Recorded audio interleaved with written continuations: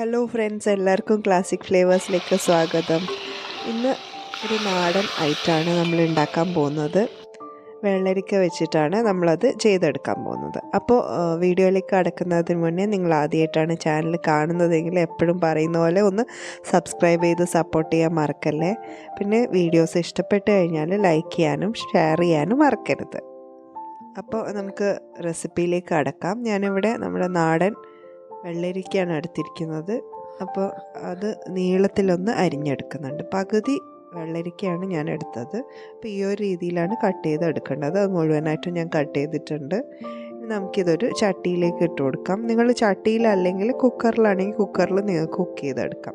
10-12 ചക്കക്കുരു കൂടി ഞാൻ ഇതിലേക്ക് ചേർക്കുന്നുണ്ട്. അതും ഈ ഒരു രീതിയിൽ തന്നെ നീളത്തിൽ കട്ട് ചെയ്തെടുക്കുന്നുണ്ട്. 4-5 പച്ചമുളക് എരിവിനനുസരിച്ച് ഇട്ട് കൊടുക്കാം. 3/4 ടീസ്പൂൺ ഉപ്പ് കൂടി ചേർത്ത് കൊടുക്കുന്നുണ്ട്. ഇനി ഇത് വേവിക്കാൻ ആവശ്യത്തിനുള്ള വെള്ളം, അത് മുങ്ങുന്ന പാകത്തിൽ വെള്ളം ഒഴിച്ചു കൊടുക്കണം. എന്നിട്ട് നമുക്കിതൊന്ന് വേവിക്കാൻ വേണ്ടി വെക്കാം. ഒന്ന് തിളച്ച് വരുമ്പോൾ ജസ്റ്റ് ഒന്ന് ഇളക്കി കൊടുത്തിട്ട് വീണ്ടും ആ സമയത്ത് വെന്ത് കിട്ടണം എന്നില്ല മിക്കവാറും.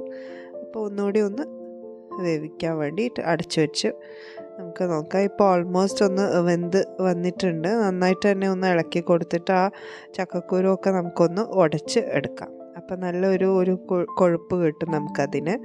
അതുപോലെ നമ്മളിതിൽ തേങ്ങാപ്പാലോ തേങ്ങയോ ഒന്നും ചേർക്കുന്നില്ല.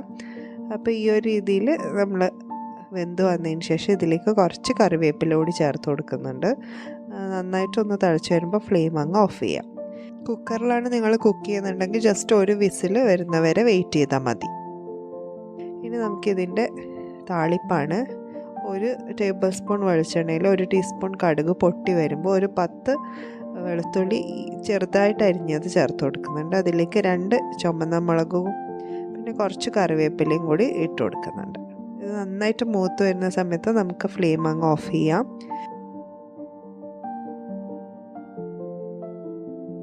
ഇനി ഇത് നമ്മൾ നേരത്തെ തയ്യാറാക്കി വെച്ചിരിക്കുന്ന അതിലേക്ക് ഒഴിച്ചു കൊടുക്കാം.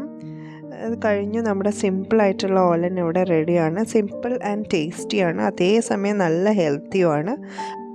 എല്ലാവരും ഇതൊന്ന് ട്രൈ ചെയ്ത് നോക്കുക. ഇത് ചോറിൻ്റെ കൂടെയും കഞ്ഞിയുടെ കൂടെയും ഒക്കെ കഴിക്കാൻ പറ്റുന്ന നല്ലൊരു ഡിഷാണ്. അപ്പോൾ എന്തായാലും കണ്ണൂർ സ്പെഷ്യൽ ഓലൻ ട്രൈ ചെയ്ത് നോക്കുക. ഇഷ്ടപ്പെട്ട് കഴിഞ്ഞാൽ ലൈക്ക് ചെയ്യാൻ മറക്കരുത്. അതേപോലെ നിങ്ങളുടെ ഫീഡ്ബാക്ക് കൂടി അറിയിക്കുക. പുതിയൊരു വീഡിയോ ആയിട്ട് നമുക്ക് വീണ്ടും കാണാം. അതുവരേക്കും good bye and take care.